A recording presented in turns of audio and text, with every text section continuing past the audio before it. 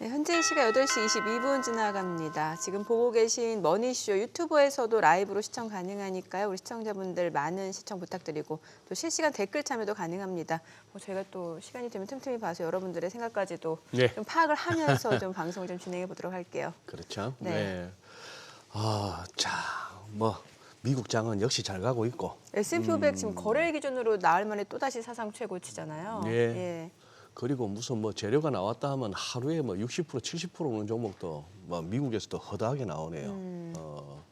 이 월가에서 가끔 쓰는 표현으로 멜트 업, 멜트 다운, 녹아내리는 네, 네. 것뿐만 아니고 멜트 업이라는 표현도 쓰는데 요즘 또 시황을 가지고 그렇게까지 얘기하는데도 많은 것 같습니다. 이렇게 종목별로 레벨 보는 재미가 있는데 지난번에도 한번 말씀드렸던 엔비디아는 730불 공방이 상당히 중요해 보이고요. 아, 그래요? 기술적으로. 네, 기술적으로 예. 굉장히 중요한데 며칠 전에 올라서서 740불대도 찍긴 했습니다만 요 공방의 끝이 어떻게 될지. 테슬라 같은 경우는 그야말로 교과서적인 역회된 숄더를 만들더니 어제 또 확 6%대 급등했죠. 급등이 나오고 예. 그런 측면에서 또 이렇게 시장 보는 재미도 없잖아 있습니다만 어제는 우리 코스피 결국 마이너스로 전환하고 끝나니까 이런저런 네. 종목 토론방이나 사람들 모이는 데서 참 욕이 많이 나오더라고요. 아니 최근에 보면은 그 왜 저 PBR 관련주라고 해서 외국인들 매수세가 좀 유입이 되는 상황이었는데 이 말이 다시 쏙 들어간 것 같아요. 그래요. 네. 외국인이 공격적으로 매도하는 정도까지는 아닌데 매수 규모가 이제 조금 급격하게 줄다 보니까 지수가 그렇죠. 좀 힘을 잃는 상황이고 예. 알아서 가겠죠. 오늘은 또 공모주로 가입시다. 올해 또 첫 코스피 입성을 앞두는 그러니까. 종목 오늘 APR 있잖아요. 오늘 자막에도 그렇고 여러 가지 소개에서 APR이라는 종목이 많이 언급되는데 27일 상장하거든요. 네, 예. 그렇죠. 그 전에 그럼 저희 또 전략도 세워봐야 되니까. 그러니까 오늘 또 흥국증권 최종경 팀장님 모셔서 이야기 나눠보도록 하겠습니다. 어서 오세요. 어서 오세요, 팀장님. 네, 안녕하십니까? 네. 우리 저 팀장님의 저 미소는 항상 편안해 해주시고. 아유, 감사합니다. 뉴욕 증시 어떻게 보십니까? 그냥 계속 가겠습니까?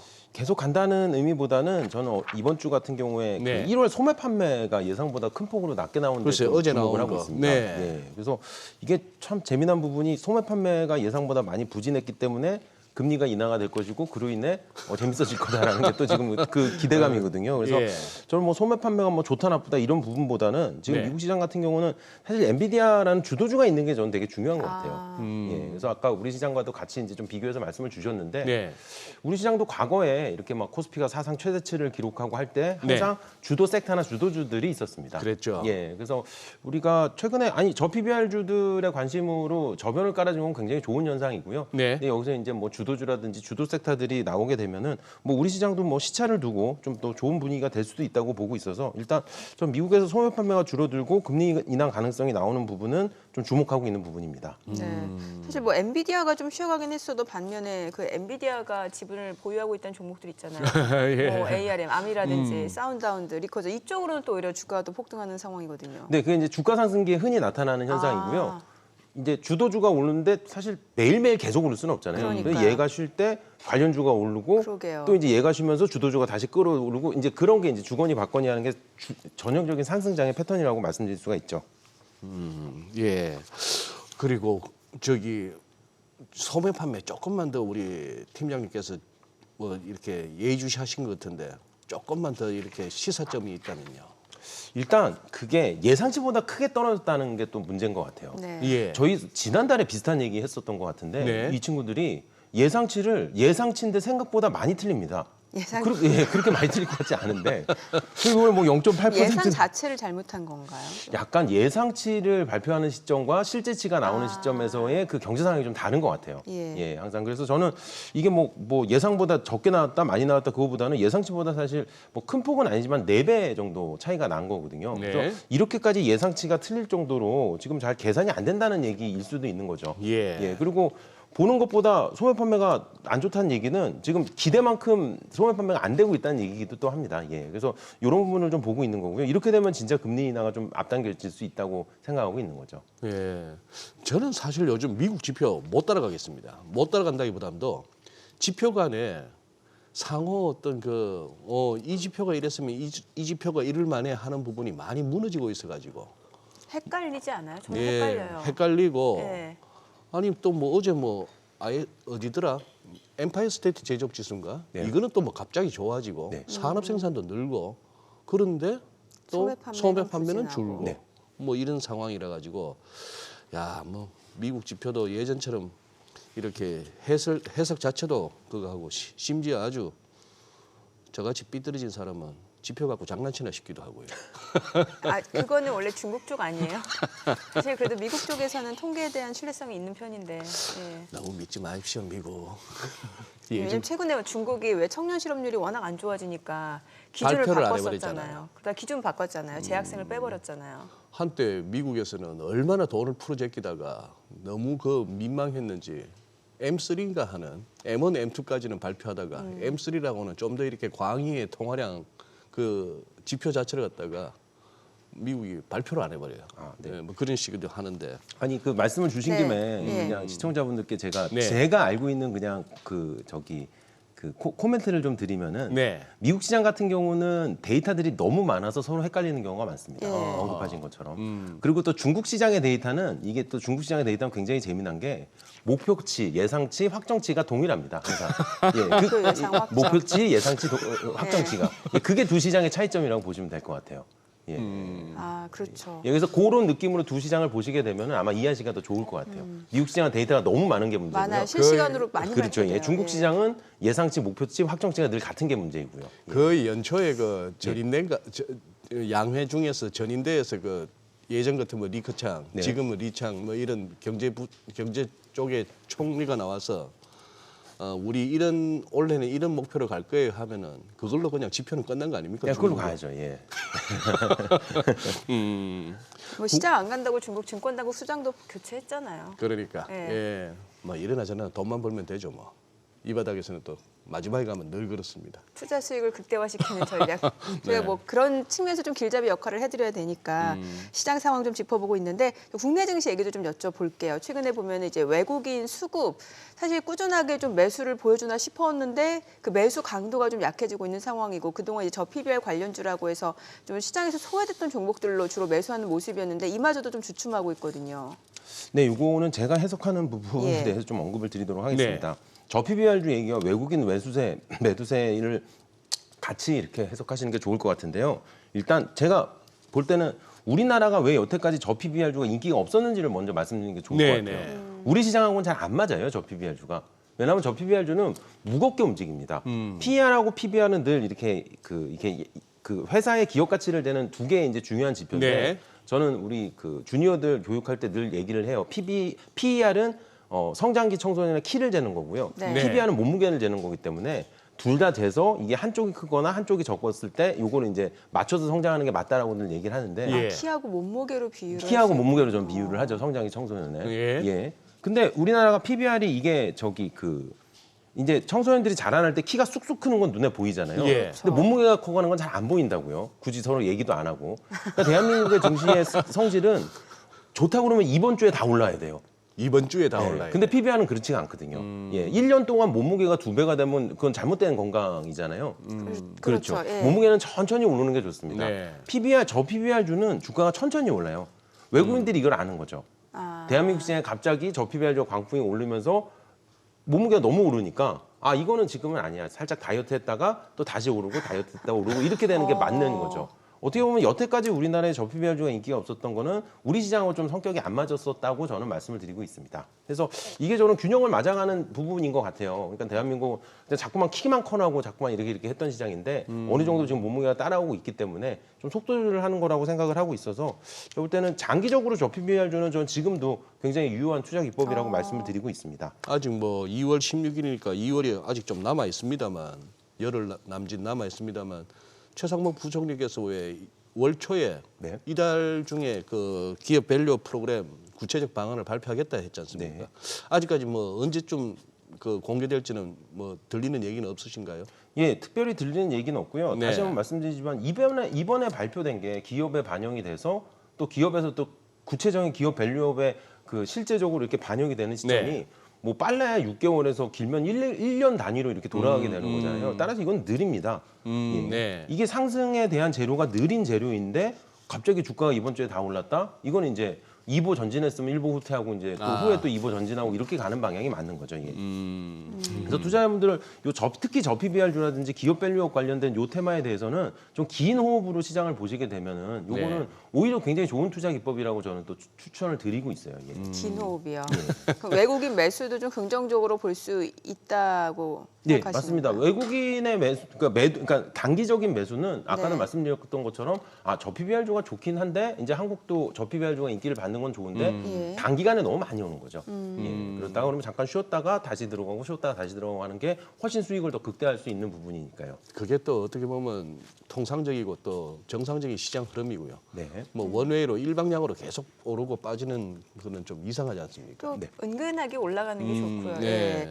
그런데 사실 이제 많은 투자자분들은 올해도 국내 증시보다는 또 미증시가 더 매력적일 수 있다라고 생각하시는 분들이 꽤 있으실 것 같아요. 왜냐하면은 이게 워낙 또 국내 증시 같은 경우는 뭔가 좀 단기 테마로 접근하시는 분들도 많고 네. 미증시 같은 경우는 또 주도주가 있는 상황인데 국내 증시는 글쎄요 제 느낌엔 아직 주도주라고 보기에는 좀 애매한 부분이 있거든요. 왜냐하면 반도체 관련주라고 해도 뭐 초전도체, CXL, 네. 뭐 HBM 아니면은 뭐 온디바이스 AI 이런 쪽으로 이게 뭔가 좀 순환매가 좀 빠르게 나타나는 양상이거든요. 미증시랑은 좀 달라요.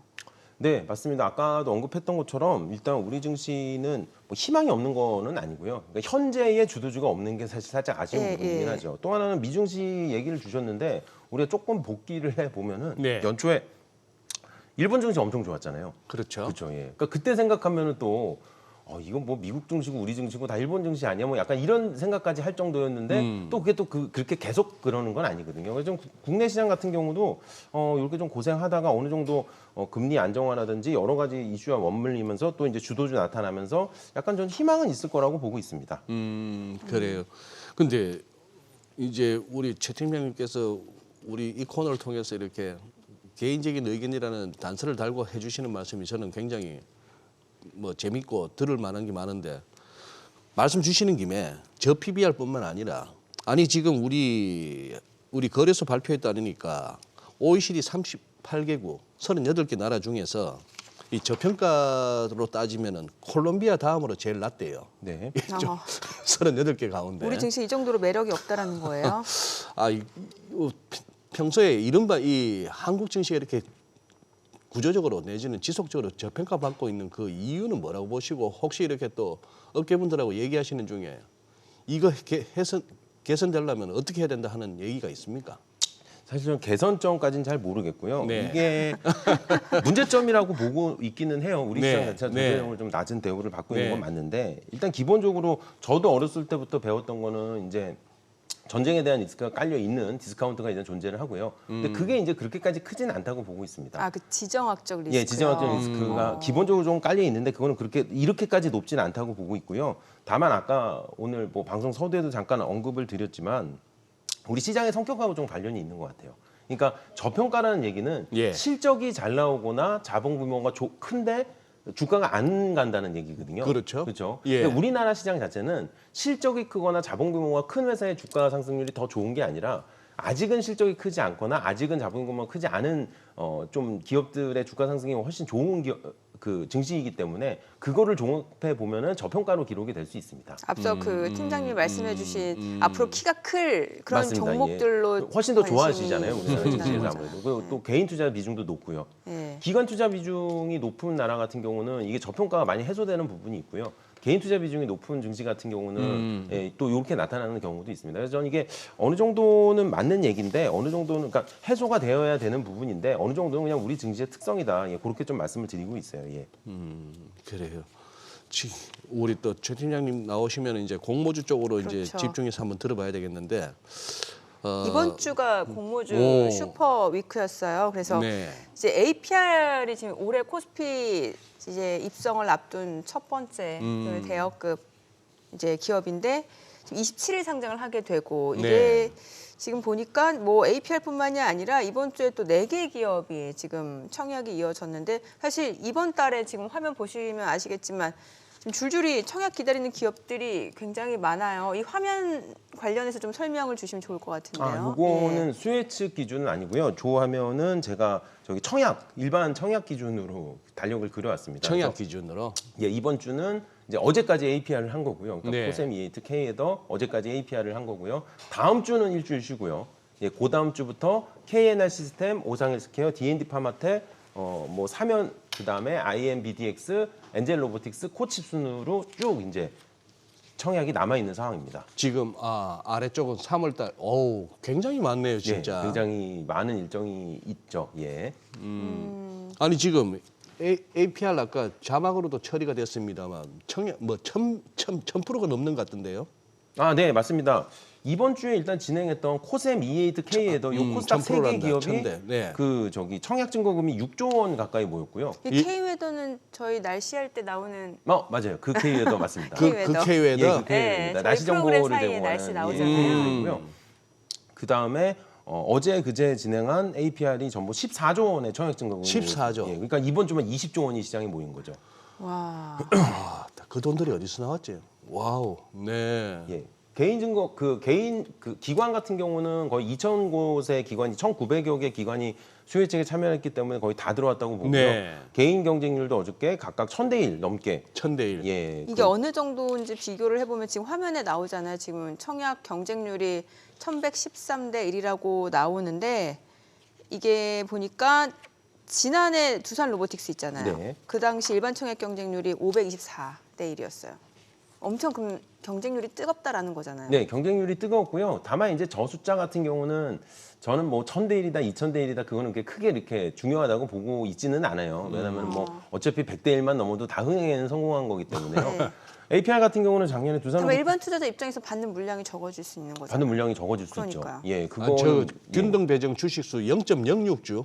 잘못하면 못 받는다 말입니까? 그렇죠. 그 균등 배정 같은 경우는 공모 청약 금액의 5배를 청약을 하게 되면은 거기서 이제 균등해서 한 주 정도는 준다는 건데 그분들 중에 0.06주니까 아마 저게 6명, 7명 중에 1명 정도만 배정이 될 걸로 알고 있습니다. 균등 배정 자체도.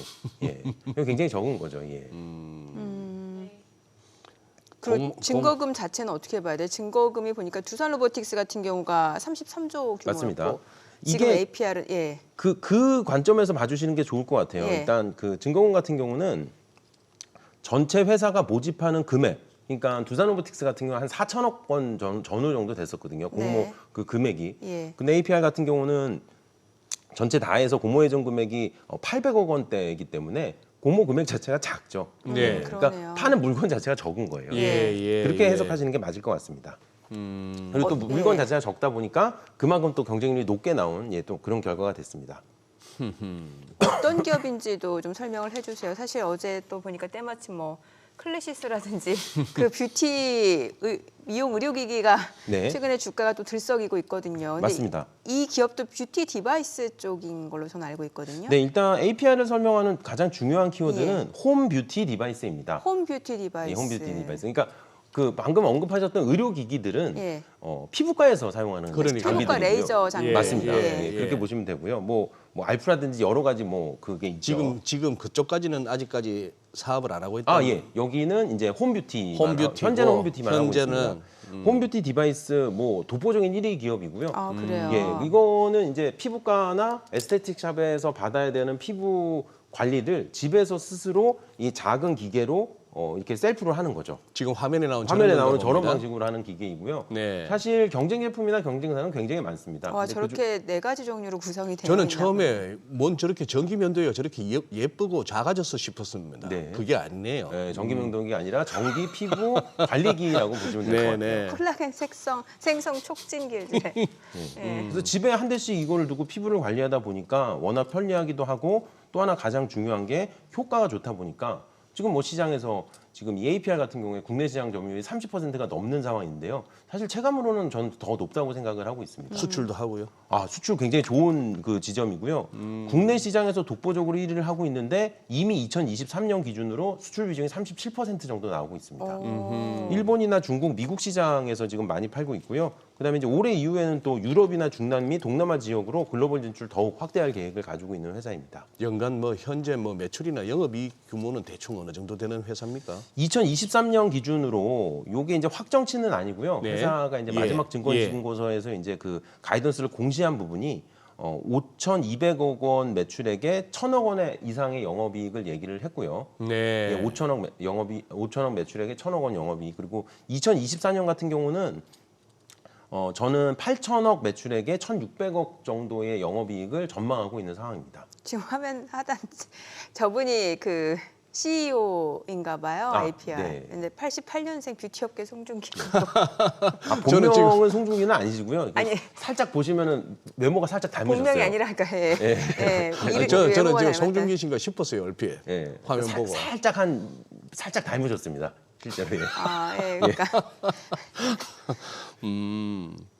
야, 근데 지금 매출 작년 기준으로 매출과 영업이익 얘기를 들으니까 우리 국내에서의 밸류에이션이라고 해야 되나요?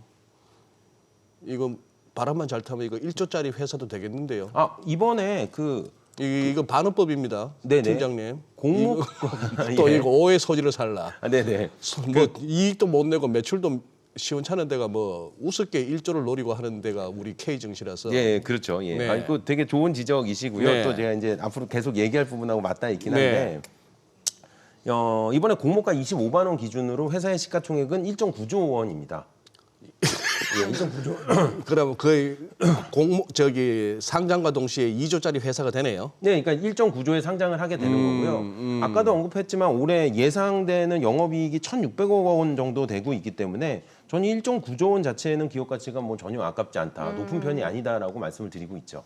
그러니까 매출 성장 자체가 가파르다 보니까 예, 워낙 가파르기도 예. 하고요. 또 기억하시겠지만 이 의료기기라든지 홈뷰티 디바이스 같은 경우는 굉장히 높은 또 PR 배수를 받는 업종이기 때문에 예, 과거에 뭐 상장했던 뭐 의료기기 관련된 업체라든지 피부 미용 의료기기 업체들의 목표 PER을 봤을 때 저는 뭐 시가총액 1.9조는 전혀 높은 시총은 아니다라고 말씀을 드리고 있죠. 이게 공모가가 25만 원인데 이게 그 희망 밴드 있었잖아요. 네네. 이게 상단보다 훨씬 높은 가격이었던 거. 네, 맞습니다. 한 이게 15%에서 20%. 상단이 20만 원이었어요. 그러니까 그러면 한 20%도 높은 그렇죠. 가격이에요. 25% 정도 높게 나온 예. 거고요. 이게 좀 높은 편입니다. 사실 올해 계속해서 지금 10개 정도의 기업이 수혜측을 진행을 했는데 올해는 10개 모두 다 공모가, 희망가 상단을 넘고 있는 상황이에요. 아. 예, 그러니까 올해는 IPO 시장이 굉장히 좀 뭐랄까 이렇게 좀 뜨겁네요. 뜨겁다고 봐야 되고요. 저는 이 공모 희망가 상단을 넘길 때 이 투자자분들한테 그 말씀을 드리죠. 상단을 기준으로 몇 %를 올랐냐. 네. 방금 질문 주셨던 것처럼 APR은 상단을 기준으로 25%가 넘었다. 네. 이렇게 계산하시는 걸 추천드리고 있고요. 예. 올해 같은 경우는 평균적으로 17% 초과하고 있습니다. 예.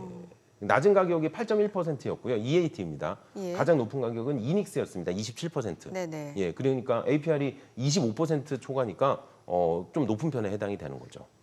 왜 이렇게 높게 형성이 되는 거예요? 이거는 IPO 시장의 관심 폭증이라고 저는 말씀드리고 있어요. 그래서 다시 말씀드리지만 이제 그 해에 상장했던 기업들 중에 공모희망가 상단을 넘어간 기업들의 그 초과율을 제가 평균을 내봤더니 네. 2021년이 11% 나왔고요. 네. 2022년도 11% 나왔고요.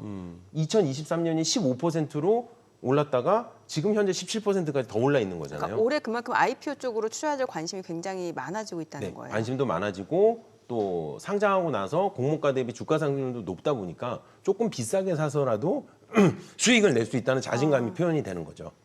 그렇죠. 공모가가 25만 원이고 이게 따따블 4배까지 간다라고 하면 상장 당일 100만 원까지 간다고 하니까 수익률 측면에서 그럼 엄청나죠. 그건 한 8조짜리 회사가 되나요? 아, 와우, 따따블 가면.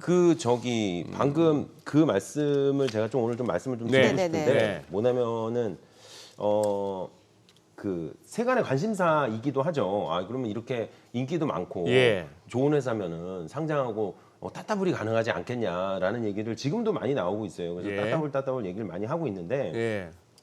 공모 기준가 대비 제가 시가총액 1.9조로 상장한다고 말씀드렸잖아요. 네. 이게 첫날 4배가 되면 시총이 7.6조입니다. 예. 76조인데 예. 제가 이 말씀을 꼭 드리고 싶어서 어저께 종가를 적어왔어요. 예. 아모레퍼시픽이 어저께 7.3조 나왔고요. 예. LG생활건강이 5조 원 나왔습니다. 네. 와. 제가 APR을 굉장히 자신 있게 추천드리는 기업은 맞는데 네.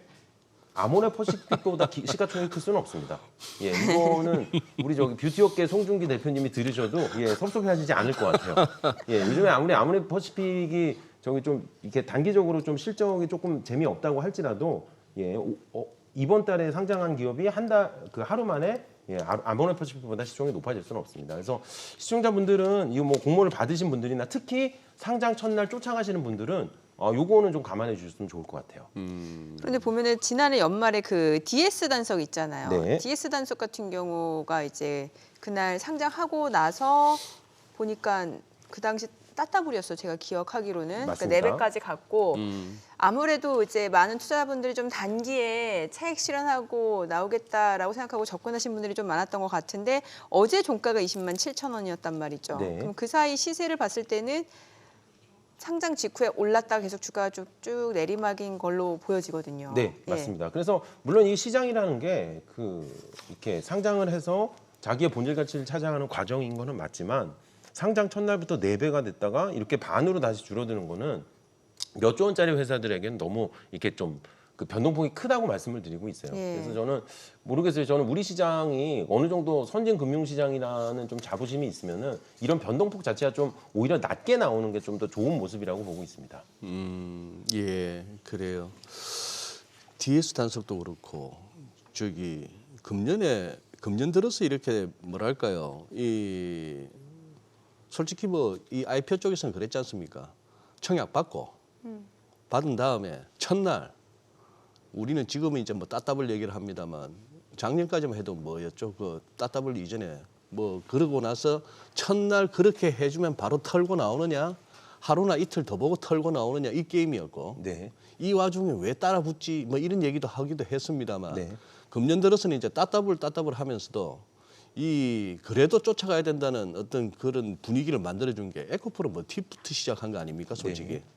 그때 이후로 그 비싼 가운데에도 그러고도 계속 올라갔으니까 예. 파도도 자빠지기 전에는 또 한참 올라갔었어요. 네네. 뭐 이런 것들이 어떻게 보면 금년에 IPO 쪽의 어떤 열풍 이걸 갖다가 하나 이렇게 배경이 됐다고 저는 보는데 네.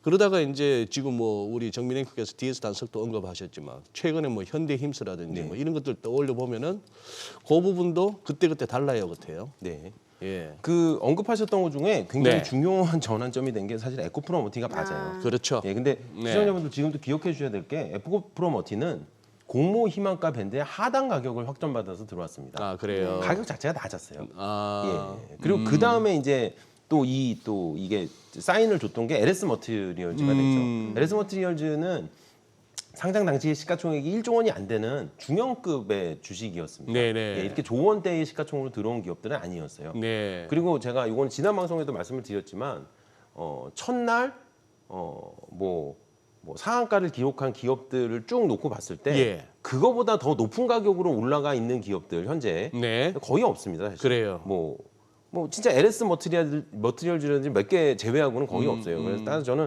급등주를 쫓아가는 거는 정말 좋은 투자 기법은 아니라고 말씀을 드리는데 워낙에 이제 상장 당일과 그 상장 첫 주에 분위기가 좋다 보니까 많은 분들이 쫓아 들어가시는 분들이 있어요. 근데 저는 그거를 좀 이렇게 좀 자제하는 게 좋으시다라고 늘 말씀을 드리고 있죠. 네.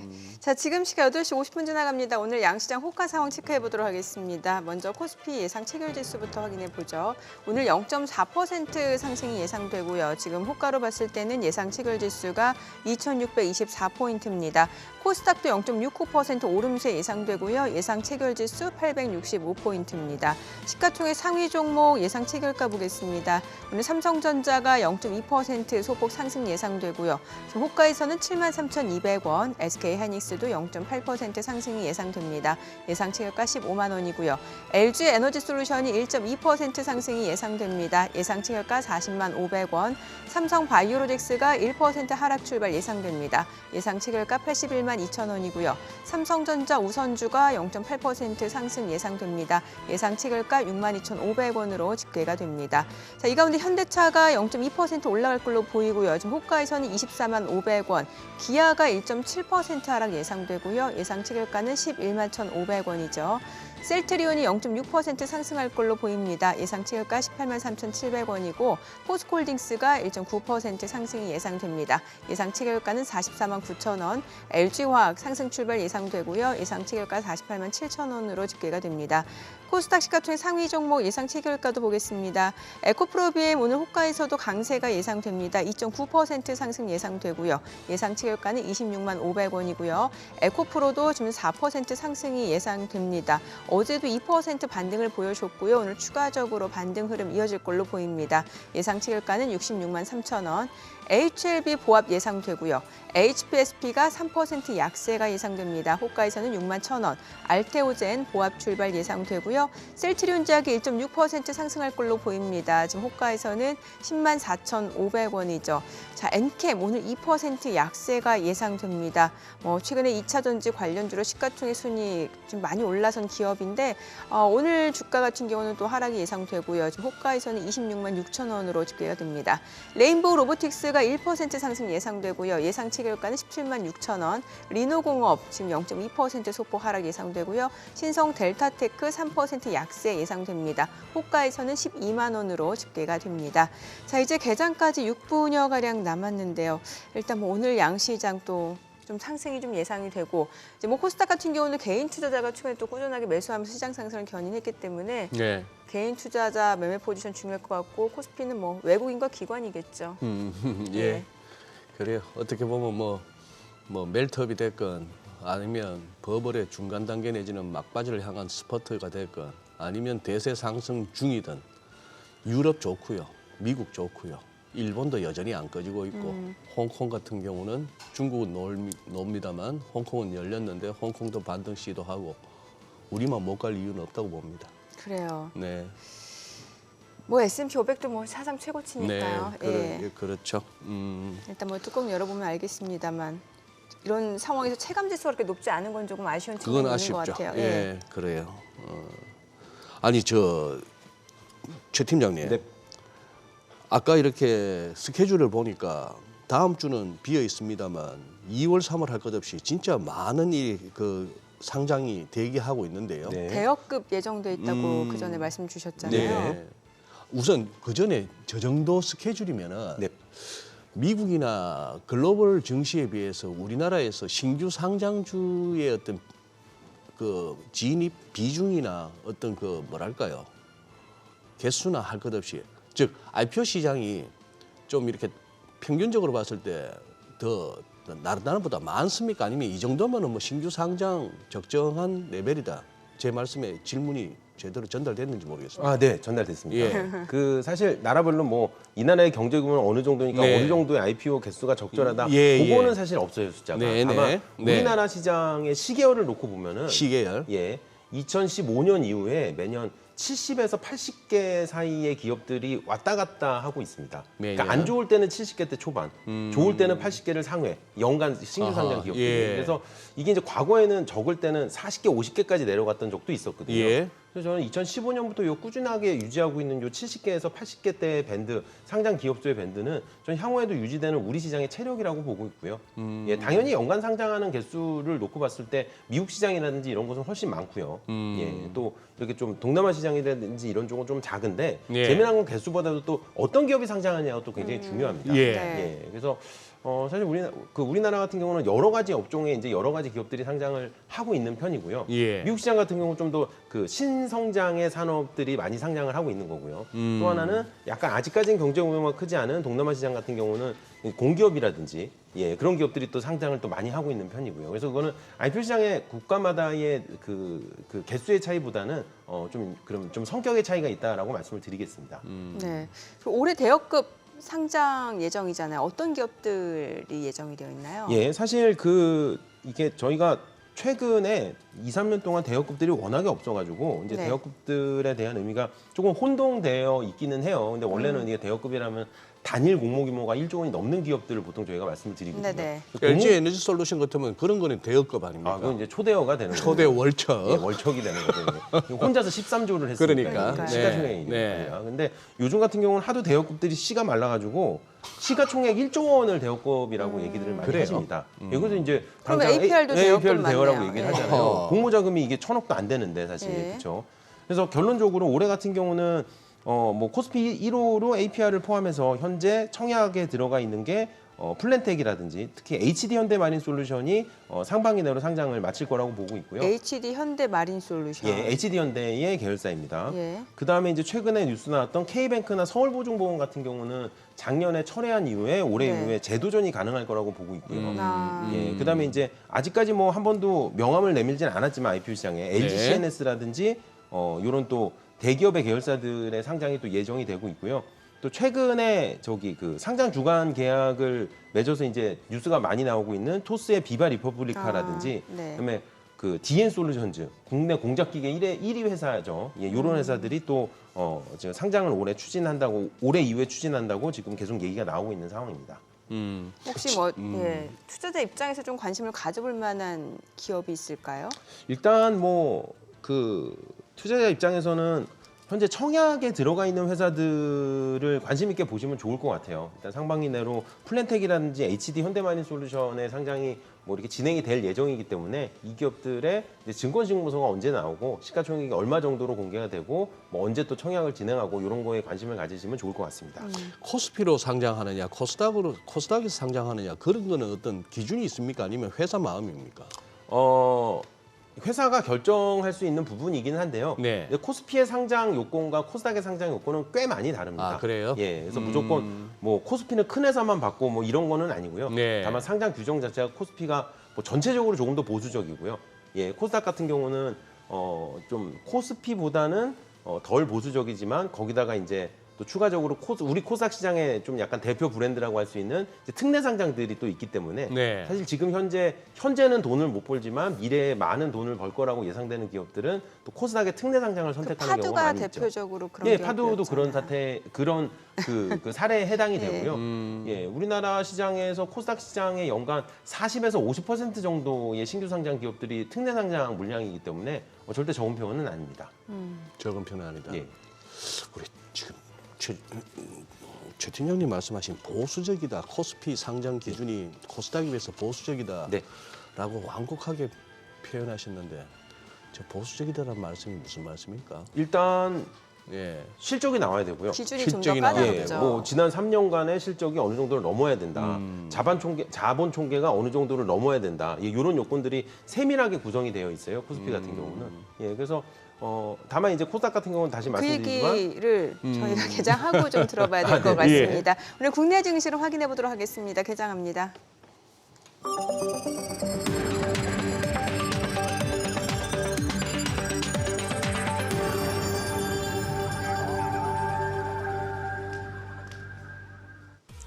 네, 2월 16일 금요일 국내 증시 개장했습니다. 미국 뉴욕 증시 3대 지수 상승 마감했고요. 특히 S&P 500 거래일 기준으로 나흘 만에 또다시 사상 최고치를 경신했습니다.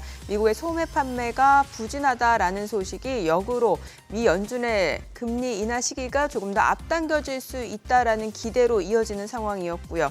또 뭐 엔비디아 같은 경우는 최근에 계속해서 주가 고공행진을 이어오다가 다소 좀 쉬어가는 모습을 보였습니다만 엔비디아가 또 투자한 회사들, 기업들 주가는 폭등하는 양상이었고요. 또 테슬라 주가도 많이 올랐습니다. 어제 국내 증시는 코스닥 또 상승으로 마무리가 됐는데 오늘 양시장 출발 지수 좀 보도록 하겠습니다. 코스피가 0.89% 올라갑니다. 호가보다 조금 더 탄력적으로 올라가네요. 2,636포인트고 코스닥도 0.5% 올라갑니다. 863포인트입니다. 시가총액 상위 종목 시초가 보겠습니다. 삼성전자가 0.4% 올라갑니다. 지금 73,400원, 73,300원. SK하이닉스가 1% 상승 15만 300원이고요. LG에너지솔루션이 2% 강세입니다. 40만 4천 원이고요. 삼성바이오로직스가 0.9% 올라갑니다. 82만 9천 원. 삼성전자 우선주도 1% 상승합니다. 6만 2,700원이고요. 현대차도 0.6% 올라갑니다. 24만 1,500원이고요. 기아도 0.3% 상승합니다. 11만 3,900원. 셀트리온도 1% 가까이 올라갑니다. 18만 4,400원이고요. 포스코홀딩스가 2% 이상 올라갑니다. 45만 500원이고요. LG화학도 1.9% 상승으로 49만 3천 원에 거래되고 있습니다. 자, 그리고 코스닥 시가총액 상위 종목 시초가도 보도록 하겠습니다. 코스닥 쪽에서는 오늘 에코프로비엠이 지금 3% 상승 보여줍니다. 지금 주가는 사흘 연속 상승세가 이어지고 있고요. 26만 1,000원이네요. 에코프로도 3% 강세로 65만 5천 원, 2거래일 연속 반등세 이어가고 있고요. HLB도 0.4% 올라갑니다. 6만 8천 원이고요. HPSP가 2.5% 약세로 6만 1,500원, 그리고 알테오제는 0.4% 상승합니다. 8만 7,900원이고요. 셀트리온제약이 0.8% 올라갑니다. 10만 3,700원이고요. 엔캠이 1.8% 하락하면서 26만 6,500원이죠. 레인보우 로보틱스 보합이고요. 리노공업이 0.4% 떨어집니다. 21만 6,500원. 신성 델타테크가 3.9% 약세로 11만 9천 원에 거래되고 있습니다. 자, 오늘 시장에서 또 강세를 보여주고 있는 섹터라든지 종목들 좀 확인을 해보도록 하겠습니다. 오늘 보게 되면은 이제 의료 AI 관련주들이 많이 올라갑니다. 글쎄요, 이게 뭐 의대 정원을 좀 확대하겠다라고 관련해서도 이게 연관이 있는지는 모르겠습니다만, 이제 의료 AI 관련주들 지금 보게 되면 뷰노가 5% 이상 올라갑니다. 33,200원, 루닛도 7% 강세입니다. 62,600원이고요. JLK도 3.7% 상승하면서 15,400원에 거래되고 있습니다. 셀바스 헬스케어도 9% 강세 7,030원이고요. 그리고 인성정보도 14% 급등 중입니다. 그러니까 뭐 헬스케어 관련주들도 전반적으로 강세를 보여주고 있다라고 보시면 될 것 같습니다. 소니드도 지금 7.6% 강세 중이고요. 딥노이드도 지금 3% 올라갑니다. 오늘 뭐 의료 AI 관련주 그리고 또 헬스케어 관련주들 강세 흐름 보여주고 있고요. 자, 그밖에 오늘 보게 되면은 금융주들 흐름도 괜찮네요. 우리금융지주가 지금 2.5% 강세 14,460원이고요. 제주은행도 2% 상승합니다. 그밖에 KB금융도 1.6% 상승 66,200원이고 신한지주도 1.7% 상승합니다. 그밖에 지금 보게 되면 뭐 하나금융지주도 1.8% 올라가고요. 키움증권도 2% 가까이 올라가고요. 삼성생명도 상승 중입니다. 오늘 금융주들도 지금 상승을 보여주고 있는 상황이고요. 그밖에 시스템 반도체 종목들도 좋습니다. 텔레칩스가 지금 15% 급등합니다. 36,100원이고요. 네페스아크가 6% 강세 28,150원이고요. 그리고 지금 칩셋 미디어도 7% 강세입니다. 32,450원.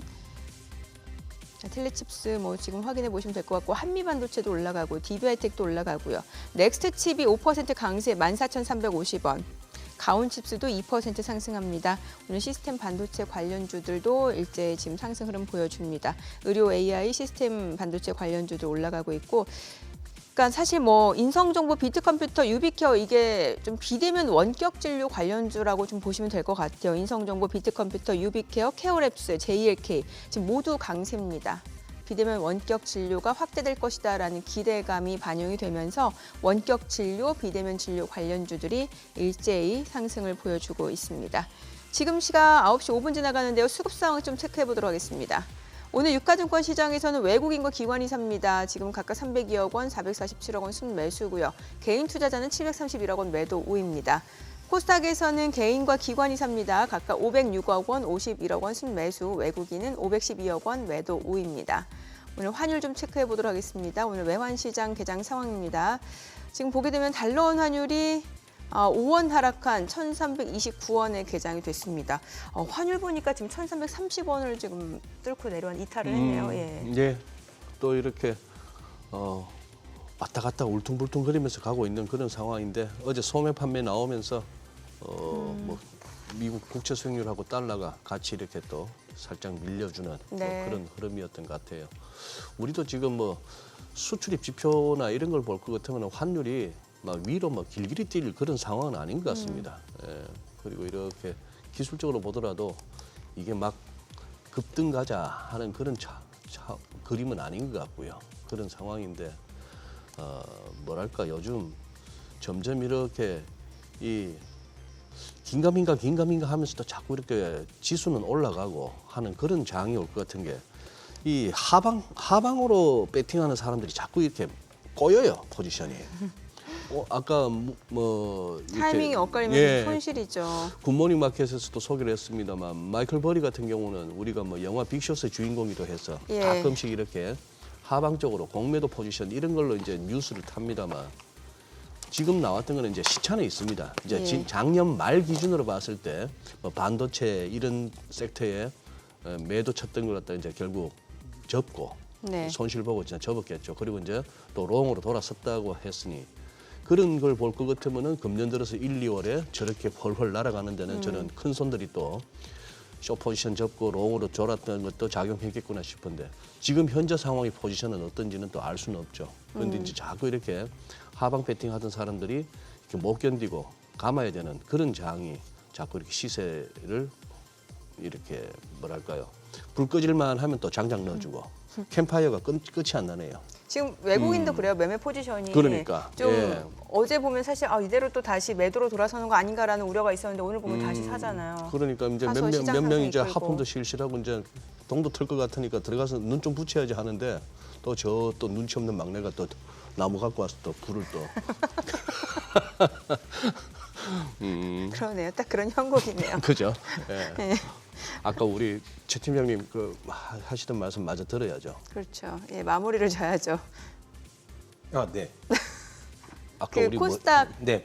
코스피 그 상장 요건 말씀 주시면서 그래서 예. 일단 우리나라의 코스닥 상장 요건 같은 경우, 코스닥 같은 경우는 특례 상장 쪽에 대해서 좀 시청자분들 관심을 갖고 보시면 네, 좋을 네. 것 같아요. 네. 어찌 보면은 그러니까 1차적으로 이렇게 보실 수가 있어요. 아니 회사가 지금 적자가 나고 있는데 회사가 지금 돈을 못 벌고 있는데 아니 그 회사를 상장시키면 어떡하죠? 또 이제 반면으로 보면은 네. 오히려 돈을 잘 버는 회사는 예. 자본시장에 있는 돈을 조달해줘서 그 돈으로 뭔가를 더 한다? 그거보다는 예. 현재 돈을 벌고 있지 않지만 성장성이 높이 예상되는 기업에 자본시장에 돈을 투입해서 예. 회사의 성장을 촉진시킨다? 예. 이게 어떻게 보면 자본시장에 더 성격이 맞을 수 있는 부분입니다.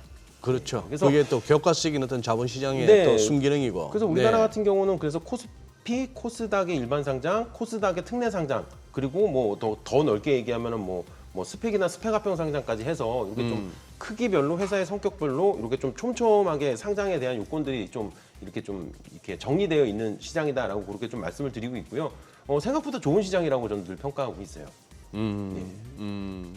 방금 말씀하신 기술력 있고 성장성도 있어 보이는데 다만 조금 현재로서는 자본이 부족하다. 네, 이걸 이제 상장을 통해서 네, 그렇게 해서 회사도 키우고 또 투자한 투자자들도 또 이렇게 부를 키워가고 굉장히 이상적이고 교과적인 자본시장의 순기능이라 말씀드렸는데 네, 항상 순기능이 있으면 또 역기능이 있죠. 네. 내지는 또 어두운 면이 있는데 그동안에 또 그런 데도 많았지 않습니까?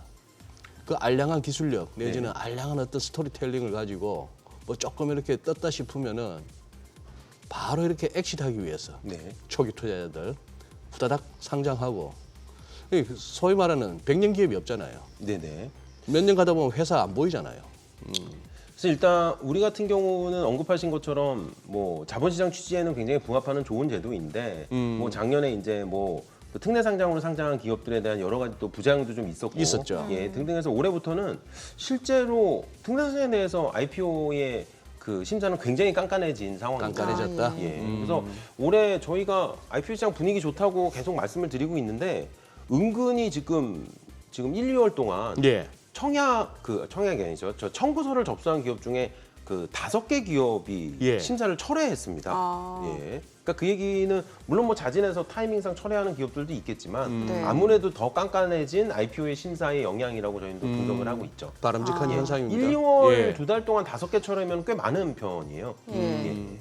그 앞서 저희 2월, 3월 지금 코스닥 상장 예정 기업인 좀 보게 되면은 예정 기업들이 지금 한 뭐 코스엠, 이에이트, K웨더, 뭐 오상 헬스케어 지금 보면은 오상헬스케어랑 이제 코칩 이 두 기업을 제외하고는 지금 다 특례 상장이더라고요. 네, 맞습니다. 지금 현재까지 증권신고서가 공개된 상장한 기업들 다 합쳐서 16개 코스닥 기업이 올해 진행 중에 있고요. 예. 이 중에 이제 6개는 상장을 완료했고 10개 기업의 절차가 지금 남아 있는데 지금 코셈부터 그죠? 맞습니다. 예. 코센부터. 근데 10개 중에 8개 기업이 특례 상장이가 굉장히 많죠. 그러니까 오상헬스케어랑 코칩을 제외하고 지금 다 특례 네, 상장이에요. 맞습니다. 오상과 예. 코칩 제외 전부 다 특례 상장입니다. 네. 예, 그래서 특례 상장 물량이 우리나라 전체 시장에 전체 코스닥 IPO 시장에 연간 한 40에서 50% 정도를 차지하고 있기 때문에 현재까지 16개 중에 8개다 많은 편이긴 한데 아직까지는 인라인이긴 합니다. 이게 보니까 또 뭐 기술 전문 평가냐 아니면 사업 전문 평가냐 네. 이게 나눠져 있어요. 지금 저희 화면으로도 준비가 되어 있는데 네. 이게 또 무슨 차이인지도 좀 알면 좋을 것 같은데요. 예, 그래서 일반적으로 기술 전문 평가와 사업 전문 평가는 이게 좀 합쳐서 보시는 분들도 있기는 해요. 근데 이제 이게 기술 전문 평가다 사업 전문 평가는 회사의 좋은 기술을 이제 중요한 키워드는 외부 기관의 평가를 받아서 그 평가서를 기준으로 상장을 하는 거고요. 외부 기관의 평가. 외부 기관의 평가가 중요합니다. 네. 그다음에 이제 사업 평가 같은 경우는 회사의 사업 경쟁력을 외부 기관의 평가를 통해서 이제 인증을 받고 상장을 하는 제도라고 보시면 될 것 같아요. 대표적으로 대부분의 특례 상장 기업들은 기술 전문 평가가 많고요. 회사의 기술을 지금 나오네요. 기준으로. 예. 그리고 이제 K웨더 같은 경우가 사업 전문 평가로 상장을 진행을 했어요. 그래서 절대적인 숫자는 기술 전문 평가가 많습니다. 특례 상장 쪽에서는. 네네. 예. 그런데 팀장님 또 소부장 특례, 유니콘 특례, 또 초격차 특례. 네. 많네요. 이런 건 또 어떤 겁니까? 좀 설명을 좀 해주세요. 이게 이제 시청자분들도 조금 네. 이제 혼동되실 수가 있는 부분인데 우리나라의 특례 상장 제도는 딱 이렇게 있어요. 지금 방금 얘기했던 기술 전문 평가, 네. 그리고 사업 전문 평가, 그리고 테슬라 여건이라고 불리는 미익 이실현 기업, 이익 미실현 기업, 그다음에 이제 성장성 추천 이렇게 4개가 있습니다. 거기에 언급하셨던 소부장 특례, 유니콘 특례, 초격차 특례 같은 경우는 기술 평가, 기술 전문 평가에 붙는 옵션 같은 거라고 보시면 될 것 같아요. 이 회사가 기술 전문 평가로 상장을 진행하는데 네. 외부 평가 기관의 평가가 중요하다고 말씀드렸잖아요. 예. 외부 평가 기관 2군데에서 평가서를 받아와야 됩니다. 두 군데. 네, 그래서 성적표를 BBB 또는 그 이상, BBB나 A 이상의 성적표를 2개 받아와야 돼요. 근데 언급하셨던 소부장 특례, 유니콘 특례, 초격차 특례 회사라는 게 정부로부터 인정을 받게 되면은 네. 성적표를 하나만 받아서 제출해도 되는 제도입니다. 아, 예, 이거는 기존의 특례 상장 제도를 좀 더 간소화시켜주는 이런 옵션의 제도고요. 예. 뭐 이게 새로운 특례 제도나 그런 건 아니라는 거를 다시 한번 말씀드리겠습니다. 그 예전에 보면은 그 손실률을 10% 이내로 제한해주는 그 환매 청구권 네. 있잖아요. 그 D&D 파마텍 이 그런 경우에 해당되는 거잖아요. 네네. 그러면 이게 투자자 입장에서는 이 공모주 투자에도 만약에 손실 나도 10%인 맞습니다. 거고 예. 이게 다시 사주는 거잖아요. 네. 요거 그 좀 설명해 증권 주세요. 주관사가 주관사에서 사주는 거예요? 네, 여기서 다시 한번 말씀을 드리지만 이 특례 상장은 외부 평가 기관의 평가를 받아서 상장을 하는 기업들입니다. 네. 근데 아까 제가 언급이 나왔지만 테슬라 요건이라든지 성장성 추천은 외부 평가 기관의 성적표가 없어요. 예, 그렇기 때문에 얘네는 의무적으로 환매 청구권이 붙습니다. 아 의무적으로. 예, 의무적으로. 그래서 3개월이나 6개월 동안 받았던 일반 투자자들이 손실률을 마이너스 10% 정도로 이렇게 확정되게 되고 그거를 말 그대로 증권사가 환불을 받아주는 제도죠. 근데 최근에 재미났던 거는 언급하셨던 K웨더나 D&D 파마텍은 의무가 아님에도 불구하고 상장 주관사가 자발적으로 3개월의 환매 청구권을 일반 투자자한테 붙여놓은 경우입니다. 예, 그래서 저는 이것도 굉장히 시장에 좀 긍정적인 부분이라고 왜 말씀드리고 그런 있어요. 걸까요? 그만큼 자신이 있다는 거죠. 아. 그리고 또 하나는 최근에 특례 상장에 대해서 시장에서 야 이거 특례 상장 진짜 괜찮은 거라는 우려도 살짝은 있었잖아요. 예. 근데 그 우려를 이런 식으로 증권사가 이제 스스로 이제 돌파를 해 나가는 거죠. 아하. 예, 우려하실 거 없어요. 우리 거는 마이너스 10% 정도로 환불을 해드립니다라고 이제 딱 걸어놓는 거죠. 손실이 최대한 나봐야 10%입니다. 네. 이런 얘기니까. 팀장님 시간은 별로 없습니다만 저기 팀장님이 한번 전략 좀 듣고 싶은데 오늘 같은 날도 삼성전자, 하이닉스, 뭐 현대차 이런 종목들이 빠져요. 네. 시장이 영 힘이 없네요. 예. 이러다가 또 뭐 오후 가서는 또 이거 거의 뭐 보합까지 가나 싶기도 할 정도인데 자 이게 진짜 지수 의미 없다는 말씀을 종목 투자하시는 분들 사이에서는 늘 나오는 얘기가 실제 공감이 됩니다. 이게 가는 놈은 가고 잘 가나 싶었다고 보면은 또 이제 막 여기저기서 매체에서 막 또 언급되다 보면은 또 이제 꺾여요.